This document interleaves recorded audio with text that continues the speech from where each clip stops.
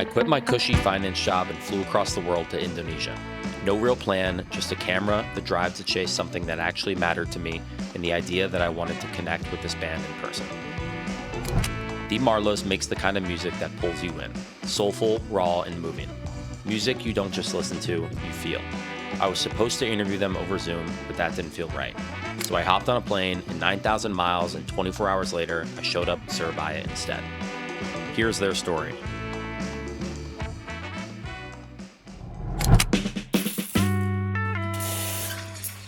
Have you ever wondered what you could accomplish with just a little bit of curiosity and risk? Me too. I'm Nathan, a 30-year-old kid on the cusp of his escape from corporate America and its unrelenting ability to drown out even the most passionate mimetic forces that ignite souls. To me, music can make you dance, love, laugh, and cry, and even break down some of the world's most powerful barriers.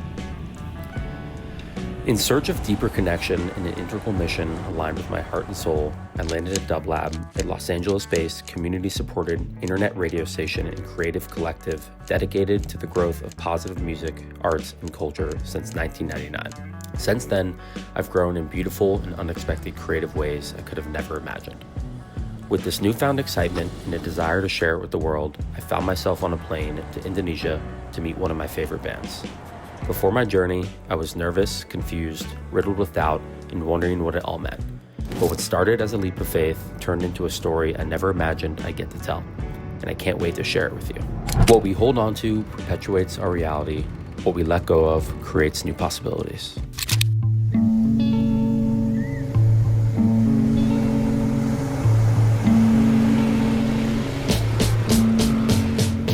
So, here I am, 9,000 miles away from Los Angeles in a not-so-little place called Surabaya, Indonesia. Known for its working-class roots, sprawling malls, bustling streets, and vibrant local culture, you might be asking yourself, what the hell is he doing there?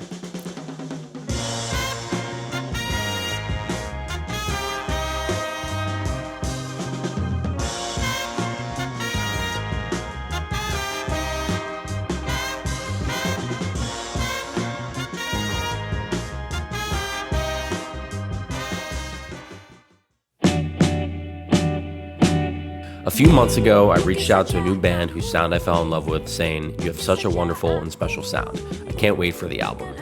Inspired by my volunteer work with Dub Lab and its creative community, I decided to fly across the world to experience Indonesian culture firsthand and tell the story of Seoul's newest, gifted group hailing from Surabaya, Thee Marloes.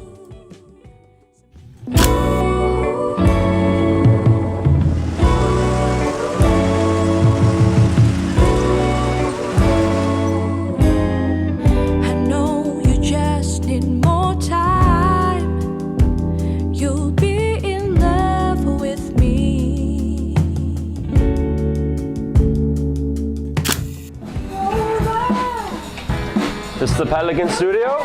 Yeah. Ooh. Hi. Also, I brought some chocolates for you guys. Okay. From California, if you want it. Good to see you. Good to see you.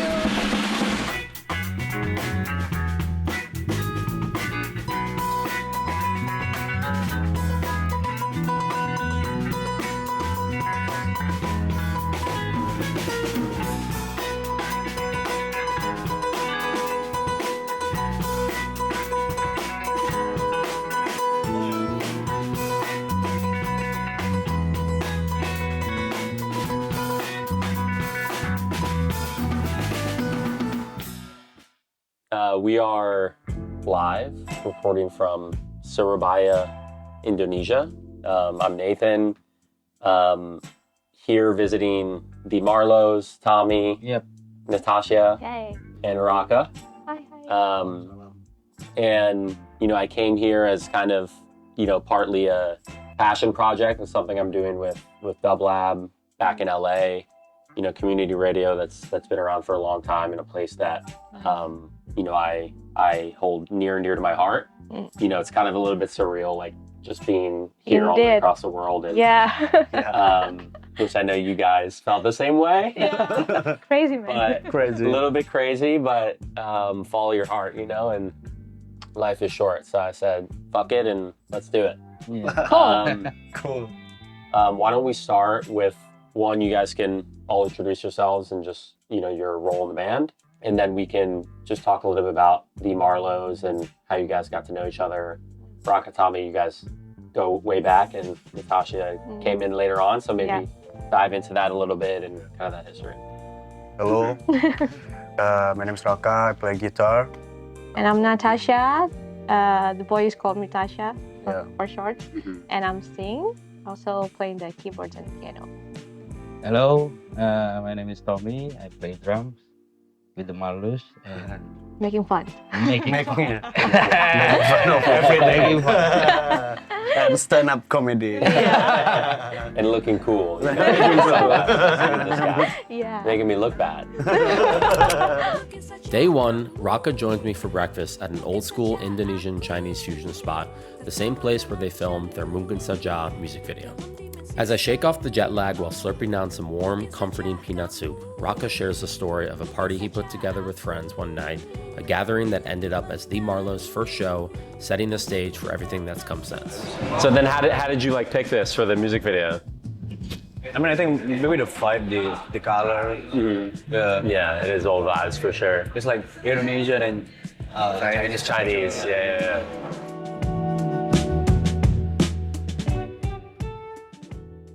We're in Raka's beautiful studio as well, which is very, very dope place. So excited to be here. Yeah, so tell me a little bit about how, Thee Marloes kind of got together as a band and, part of it, the natural components as well, and then how you guys eventually ran into this lovely lady right here and her beautiful voice.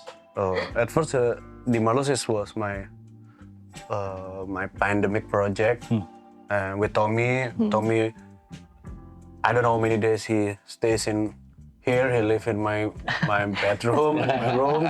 He live here. We listen to a lot of music at the time, and I already have some draft like music. Yeah, not so called demo, but I'm thinking about making a compilation and asking singer in Surabaya to be featured on my song. I sent it to Tommy. He listened it and just record it by ourselves. Like we have zero experience of recording, so it was just looking for a perfect snare sound, perfect drum sounds, like guitar sounds. We did it at my bedroom, my very bedroom. Just this one space, like a small, very small space. It's like drum with three. Just three microphones because we don't have another mics and we don't have money to buy it at that time. And So when was this? 2020, yeah. And I'm looking for another singer, a woman singer, and I'm thinking about, I think Natassya will be perfect in these songs. So I just asked her, and after he recorded the vocals, it was the first time I'm thinking about, we should form a band, and with Natassya. Also, we have same reference at the time. We really listen to into 70s and late 60s to early 70s soul, funk, R&B, R&B singer and bands, and we share the same similar records label like Stax, Tamla Motown, And Big Crowd. yeah, and Daptone. Atlantic Records, Daptone. There's all these soul revival bands that come at around 2015 to 2020. So yeah, It sounds like it happened very naturally, Indeed. Like a lot of people I think sometimes it's, especially creative passions in life, Yeah. people try to, they think about the result first, and it becomes kind of more forced. Yeah. Sounds like this was very Natural. kind of Indeed. natural. Yeah. because at that time I don't really want to be on stage again. Like I don't want to be in a band again. I mean, I just want to be in studio, become a producer, creating my own music, or helping another band or musician to create their songs, their music. So I don't really think to.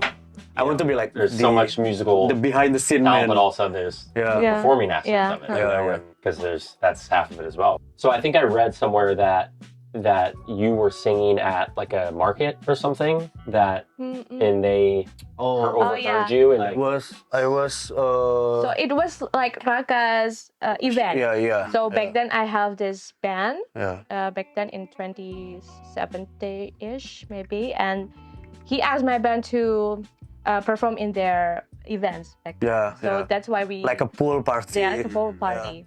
So that's I guess that was the first time we hang around and know each other, and then we just followed through Instagram, and then actually a year before Raka asked me to do the Love Potion thing, he gave me a lot of references of R&B songs, soul songs, soul revival, and other like like the records from like Big Crowns and the Stacks and whatsoever. So when finally Raka asked me to do his song, I was just like thrilled, because actually this kind of songs and this kind of genre is really something that I really like. I love the most. So that's why it's just like it's just meant to be, like I guess. Meant to be. It's meant to be. That's Thee Marloes' first show as well.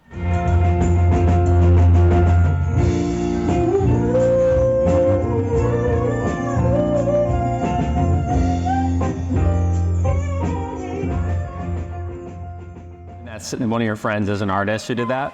Yeah. Yeah. Small bar. Oh, that looks awesome.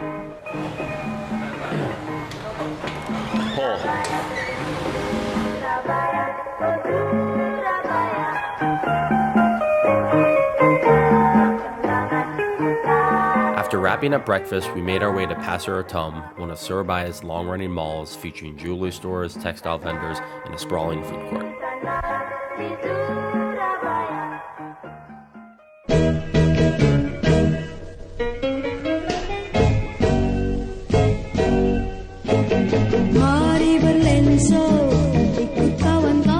And in terms of the actual food itself, like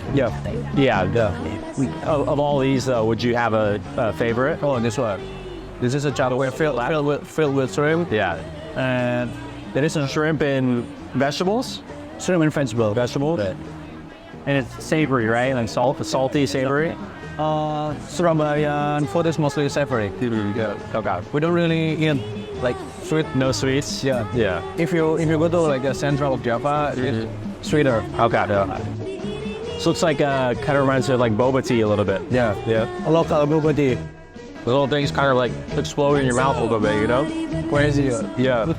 So who are some of, your, and question for you guys as well, inspirations as musicians? Who do you look at and say, I want to emulate parts of their sound?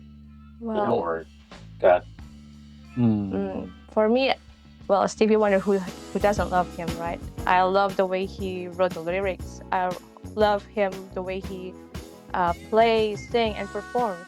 He is so original and he is so lovely, and I just want to be like him when I'm in performing.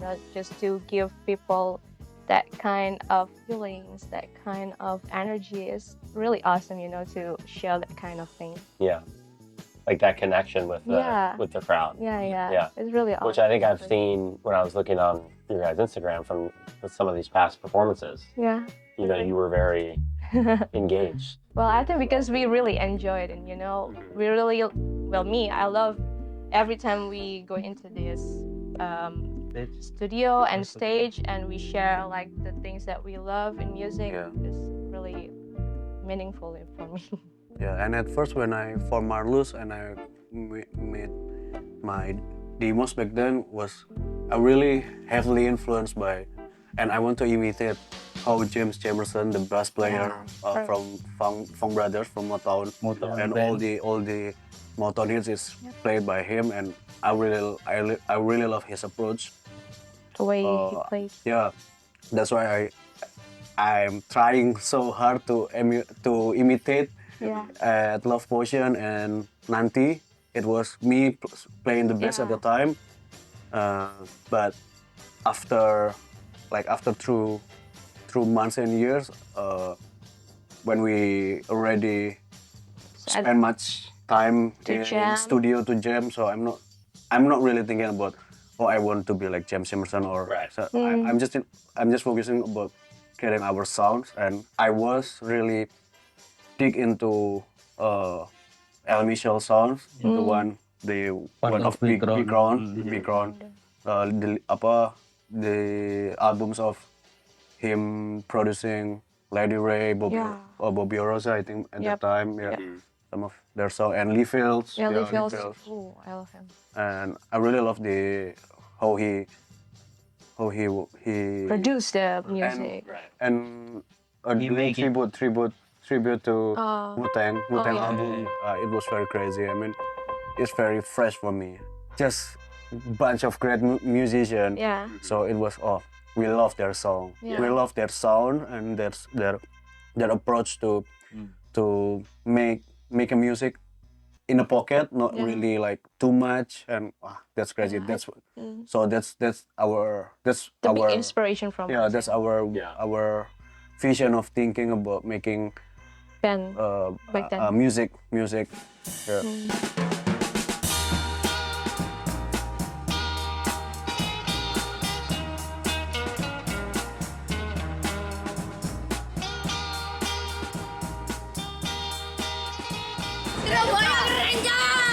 At Kopi Sagan, a vintage coffee shop from 1950 overflowing with character and history, Raka and I discussed their love for a record label whose sound and vision became their guiding pursuit, helping to shape their own musical style.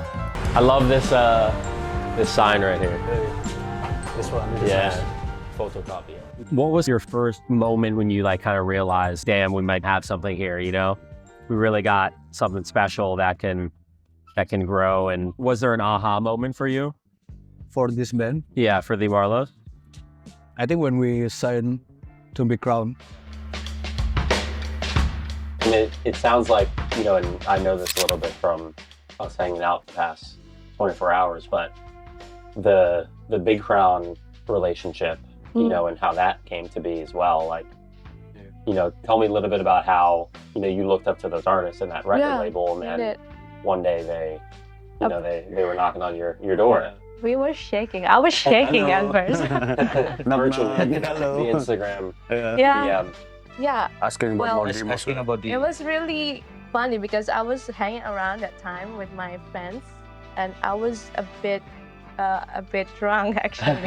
And then when I checked my DMs and there's a Big Crown, I was like, wait a minute, is this that Big Crown?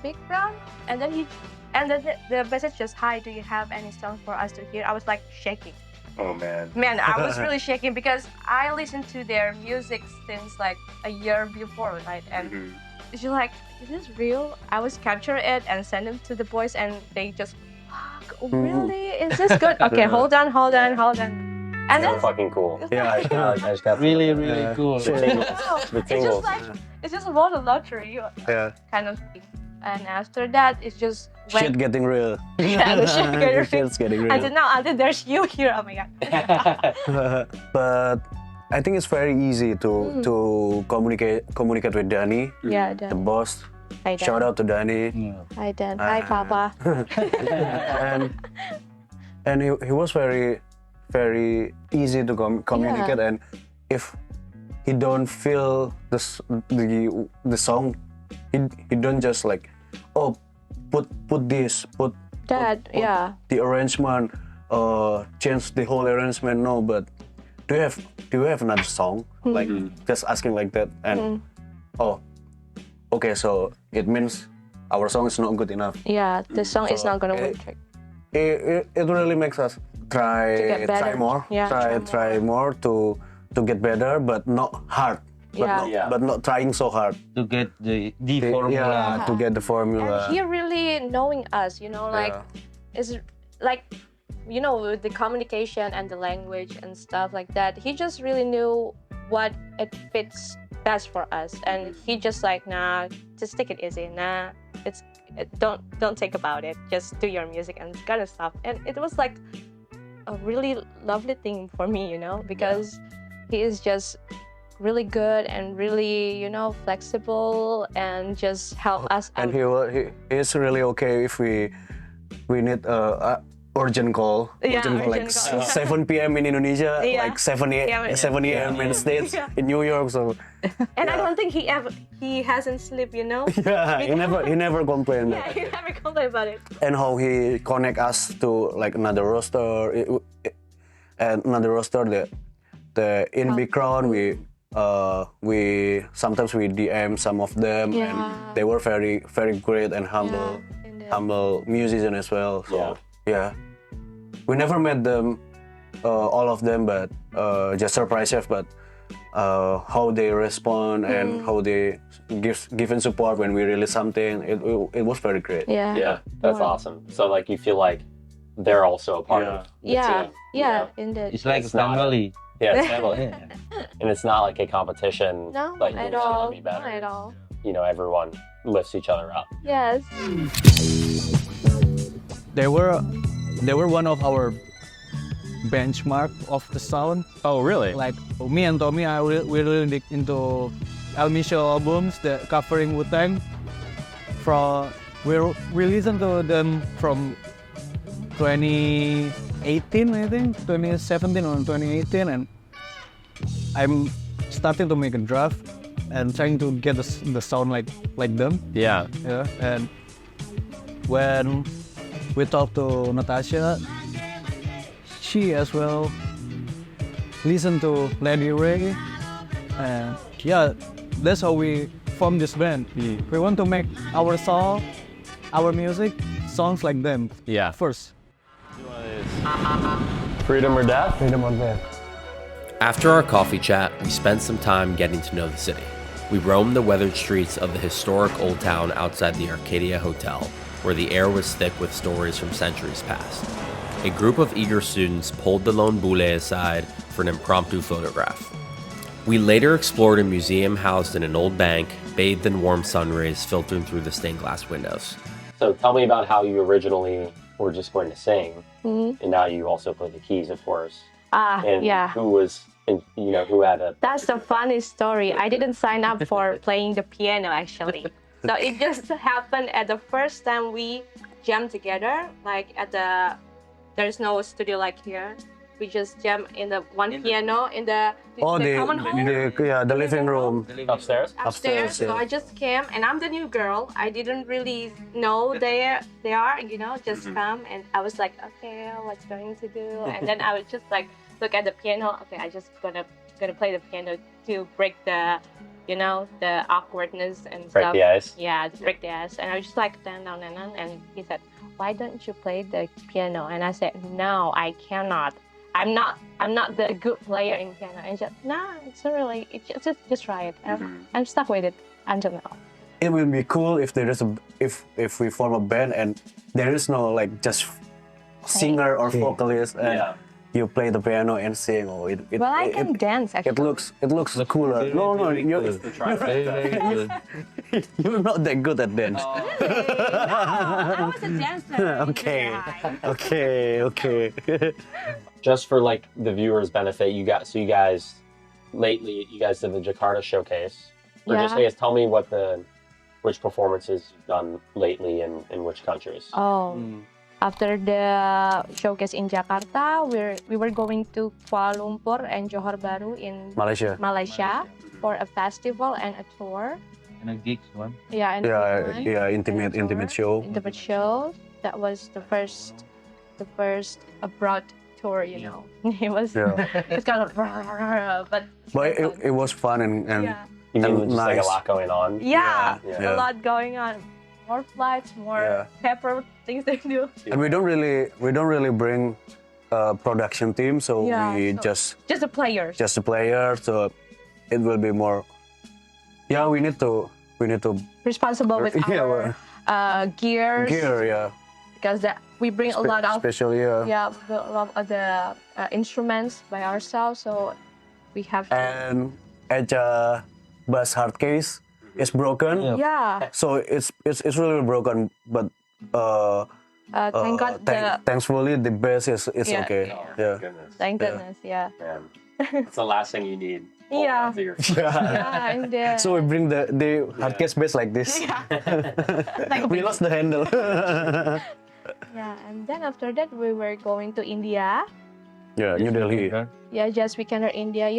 For me, it was really something that awesome, because honestly, India has been in my bucket list, to travel, and I never thought that I would go there to perform, and it was such a great trip because we experienced so much new things, and I think the boys really had a good time there. And what I really love about when we went to India, I mean, we sing our songs in bahasa as well, in bahasa Indonesia, but they still enjoy it. Yeah. They don't care about the language. Yeah. It's not become the it's not The dividing force. Yeah. Yeah. They really appreciate. they're really enjoying and yeah. appreciate. So it was very great experience. That's awesome. Finally, we wrapped up the morning with a steaming bowl of soto ayem, the fragrant broth brimming with the warmth of Indonesian tradition, all while surrounded by the city's intoxicating hum.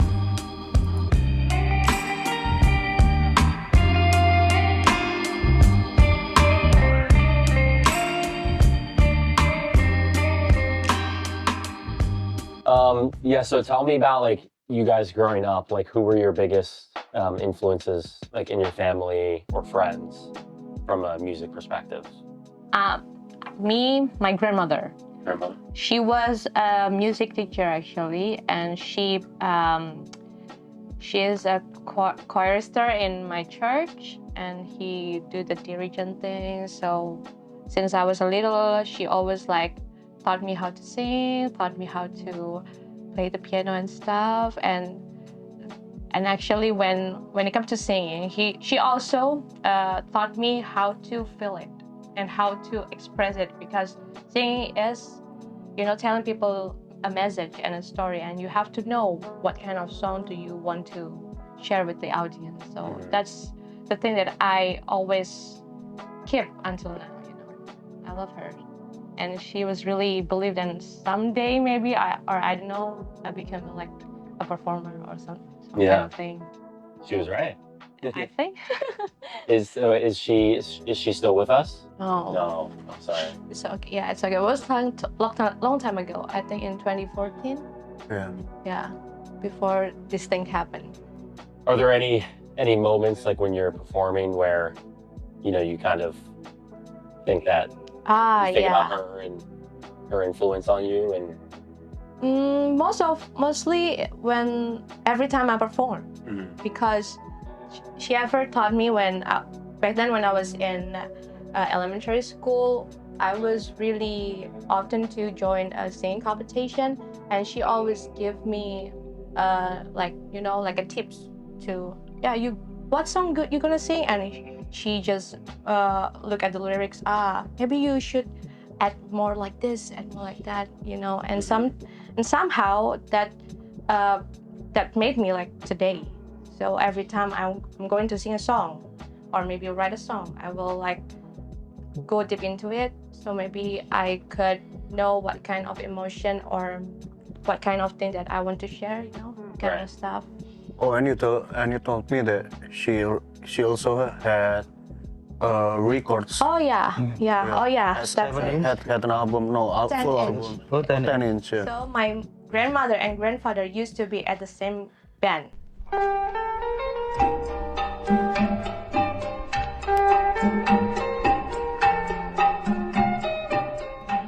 Really. Wow. Back in the 50s, because before they got married. So they had this one LP, then I didn't bring it. So my grandfather was a bass player, contrabass. It's like a Batak song. It's a Batak song. Batak song. I'm from Batak. Batak is one tribe in Indonesia. We are from North Sumatra, and we really love to sing. We really love to jam together. Singing aloud. Sing it loud, really. Yes. Loud. So then back in 50s, they were in the one group band, and then they performed some our traditional songs, but in cha-cha kind of style, cha-cha music kind of style back then in 50s. And that maybe they are my biggest inspiration in music from my family. There's a term Indonesian term is it called pecah Batak, means Batak harmony. Yes. Like how they always can sing and they can do the harmony. Yeah. Yeah. So in my family, there are a lot of people when we gather together and then we play one song and just me, my opung means grandmother. My opung's gonna sing the song and then the other brother or her sister gonna sing in the different harmony, you know, like soprano, alto, bass, and that comes naturally, and they're sing out loud all the night. Wow. Yeah. So it runs deep in the family. Yeah, kinda. kinda. And how about you, Tommy, growing up? You know, were parents or friends or grandparents in terms of your having a big influence on your... Big influence, kalau misalnya emang big influence buat musik adalah yang pertama teman and the environment. Oh, like like the community. The community, yeah. Yeah, I think since high school when I first know him, we go to different school, but there is a lot of music shows, like indie music shows or underground music shows, and we always come to the shows because it was free at the time, mostly free, and we can meet another band from another school or another college. Yeah. So another community. Yeah. So it will be like open up our mind to know more, to have more knowledge about music that we never heard before. Like there is some of our friends that playing punk rock or garage rock at that time, and it was very popular, like the Strokes type of music, or some indie pop and like Britpop or Brit rock, like Stone Roses. There is many bands like covering them. So that show made me open my knowledge about another kind of music. So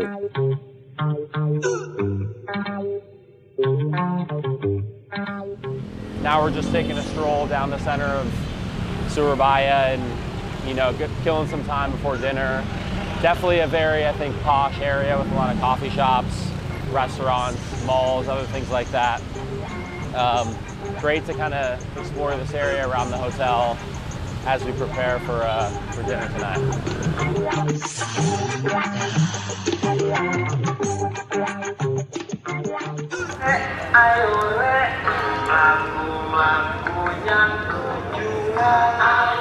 So that beautiful song you heard right there is the walk signal. So they get a little bit more creative with the crosswalk signals in Surabaya than they do in the United States.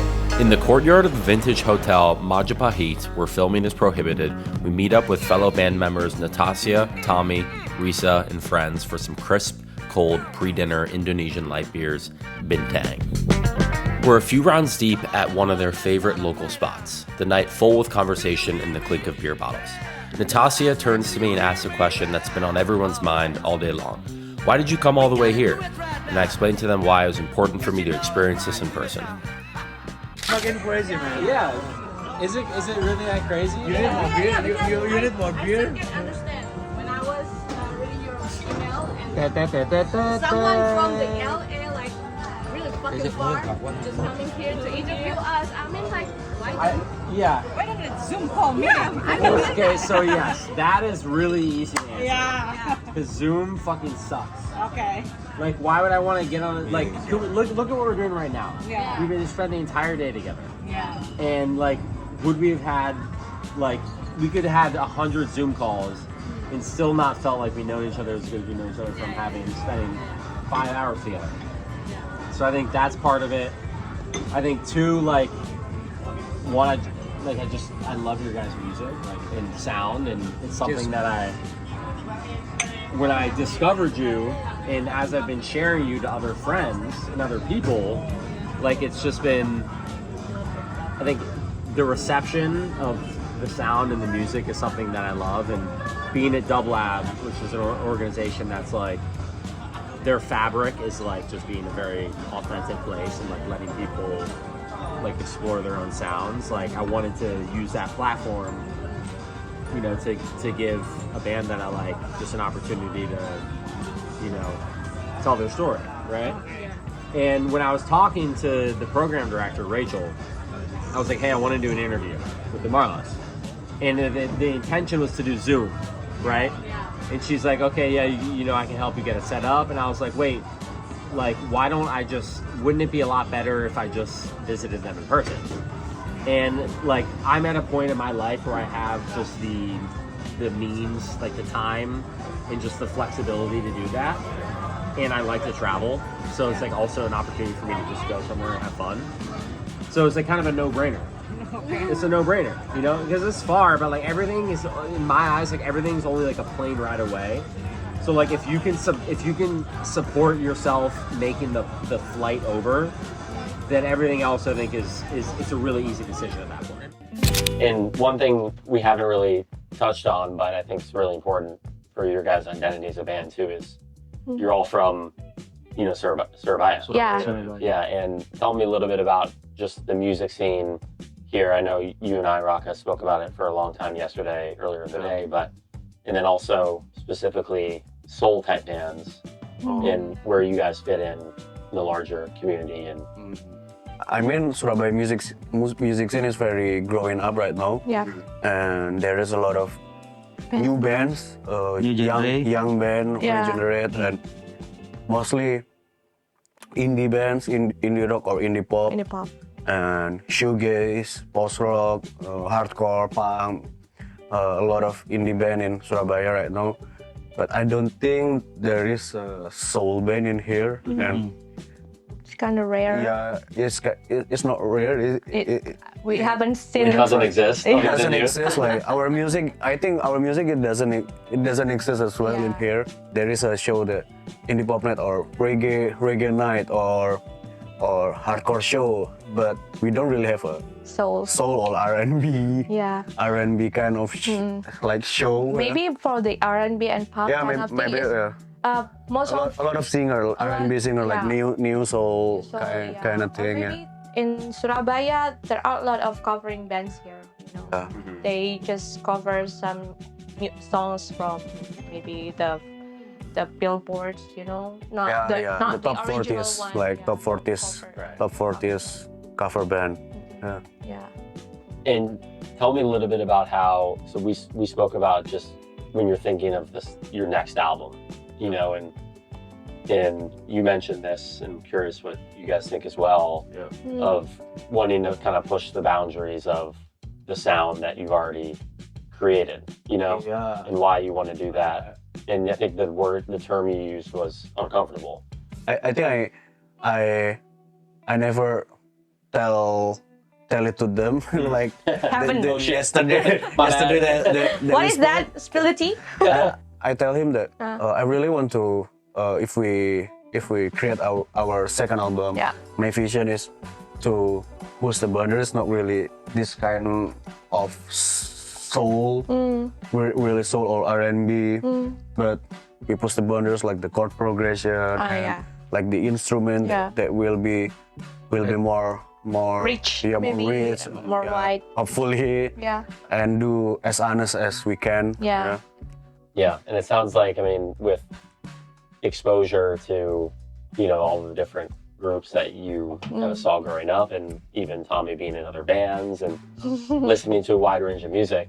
Like, you know, that gives you a lot of opportunities to pull certain elements from those songs or artists and incorporate it into your own music as well.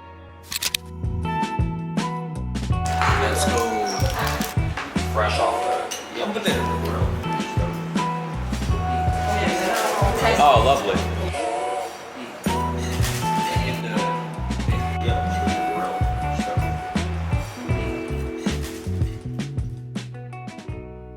So just for the viewers' benefit, because we spoke about this before, Raka likes to, when he goes somewhere to perform, he likes to look at kind of the local markets or things where he can get kind of some unique instrument from there. Yep. Can we see the one you got from India. From India. They call it, what is? I don't know. I don't know what it's called. Ketrikan. It's like in here we call it Remo. Remo. Ramon. Remo. Remo is like dance. Yeah, a traditional dance. Yeah. It's like from bronze, I think. Is Yeah. it supposed to go on? In body, I think. I think Over maybe your just neck or like legs? in Yeah. legs or hands. Maybe, I don't know. And our percussionist, Sandy, he got tabla, the traditional percussion of India. Oh, it sounds really great. Yeah. But I don't think it will fit in our song. Yeah. But yeah. That's nice when we can get something like Yeah. that. Yeah. Yeah. I think it just, it just shows how your sound can continue Yeah. to Yeah. grow and evolve. Yeah, evolve. I mean, there is a more sentimental things because we bring it from the original Yeah. Country, place and country, yeah. so it more it giving us Story. yeah, for us. Yes, Yeah. And when you walk into the studio, Yeah. you Just Just look at take a moment. yeah, look around. take a moment and hoarding. Yeah. And Yeah. At you're what hoarding a what bit. point do you become a hoarder? Yeah. You need. I do an think this is already. actually this is your intervention. You stage this all to tell you have a problem now. Yeah. I think I've got problem with Yeah. hoarding all the instruments. Harden. Well, for me, I really would love.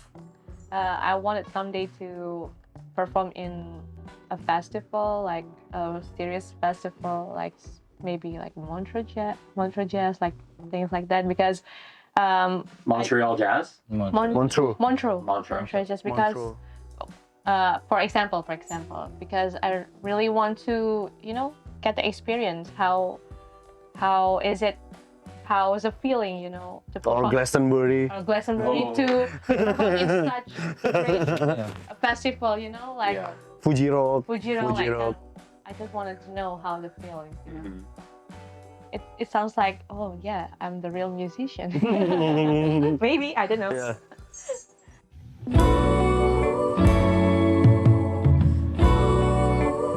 At Raka's house, we were treated to a wonderful home-cooked meal prepared by Tommy's mom, her special ayem adun, a culinary favorite from the Madura region. A dish synonymous with holiday moments, it featured tender chicken simmered in a rich, aromatic blend of spices with a sweet and savory depth that lingered with every bite. It was family food, eaten with family. This kind of food. Because Tommy's mom cooked with love. Oh hell yeah, that's the magic ingredient. Yeah. Harry Potter. Cast a spell on it, I think I touched my forehead with a pepper because it's on fire. Really? Yeah. Smell. So with the songwriting process, can you tell me a little bit about how that goes? Like, I guess which one of you guys all collectively sit down and think about what you want to write about and sing about, or is it one of you and then there's kind of just tell me about the songwriting process. Well, it's variative, but most of all came up from our jam sessions. So every week we have like 2 or 3 times jam session together. But there's this time when Raka came up with a song and he just sent us the raw recording to the groups and hey, I got a song like this, and then we jam it after in the next rehearsal. Or maybe is it me or just Tommy with the drums and the beats like that. So mostly together, but with the lyrics, most of all Raka and me. Sometimes when I was doing by myself and I don't know it, sometimes I get some lyrics and music and I send it to them, to the groups, and she always angry at me because she can't read my handwriting. Like, No, it's a doctor thing. No, the thing is, when he wrote it, the first line, the second line is in here, and the third line is in here, and the fourth line is in here. I read this. Yeah, you just get it. So it's really hard for me to sing it. Like, Tasha, this is our lyrics, go sing it. And I just can't read Jump. Jump, just jump and jump. And his handwriting is really poor. So please retype it as on the challenge, just like that. Can you believe? So it's the arrows. No,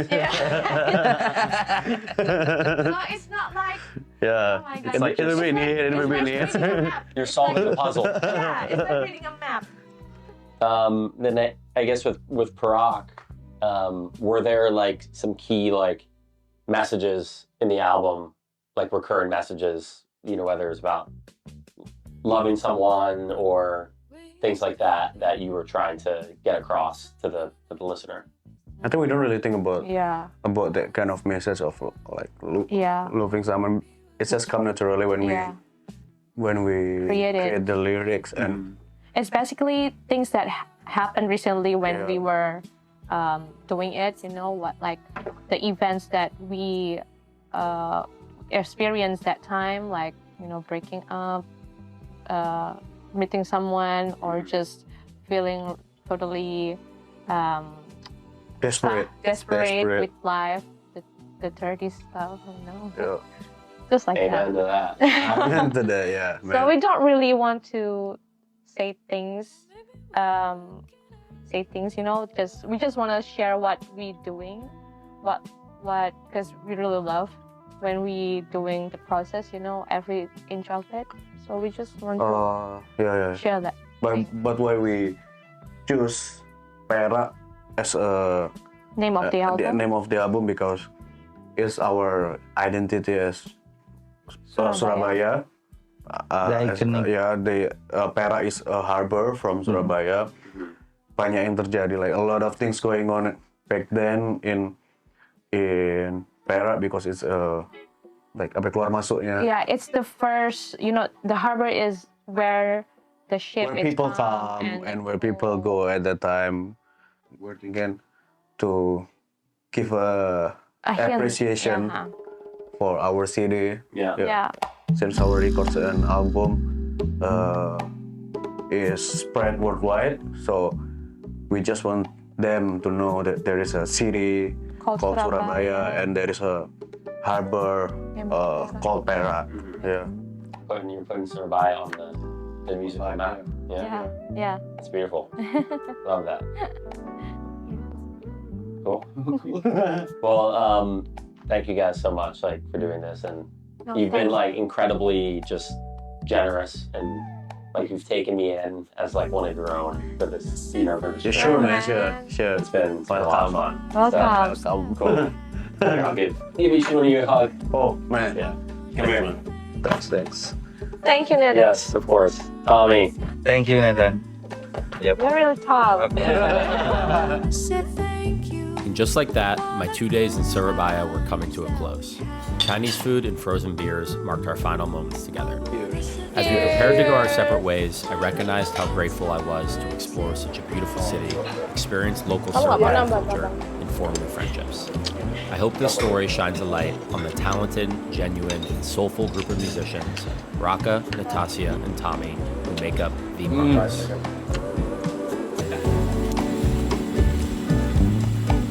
The end of a busy 2 days. Everyone's sleepy. Thank you. See you soon. Have fun in Bali, okay? I will. Yeah, thank you guys so much. It's been awesome. Yeah. Great to get to know you better. And I honestly cannot wait until you guys are in the States. I'm in for that. Yes, it's gonna happen one of these days. We'll let you know. And Japan is gonna be awesome too. So let's go. Looking forward to seeing you there. Maybe. Yeah. You'll see me in the front row. From the first groupie,